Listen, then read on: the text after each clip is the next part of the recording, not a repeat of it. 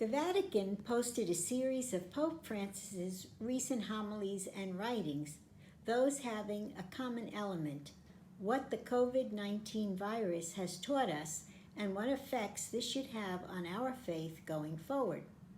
Life after the pandemic will hopefully, he says, demonstrate that we are persons who listen and observe and allow ourselves to be troubled by what we face, no indifference. People who are able to recognize that we are not self-sufficient, thus we entrust ourselves to God. People who contemplate the Lord and will be willing to be permeated by His way of doing things. People who dialogue with the Lord in order to welcome, accompany, and support others as He did. To learn from Jesus how to take up this cross and take on the sufferings of many.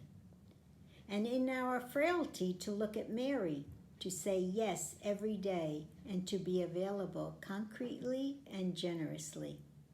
The bottom line of all of the above is that we must say no to indifference, self-centeredness, division, and mindlessness.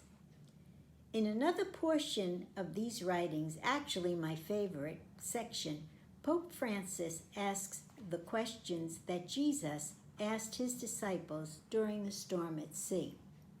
If you recall, they were all in a boat, the storm was raging, the apostles were frightened of perishing, and Jesus was sound asleep on the boat.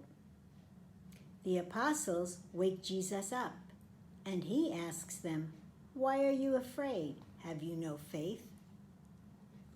And Pope Francis ends this portion by saying, let us invite Jesus into the boats of our lives when storms are raging in our own lives.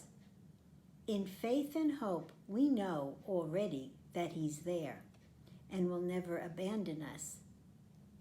Let us continue to be aware of His presence in us and be grateful for this tremendous gift. God bless.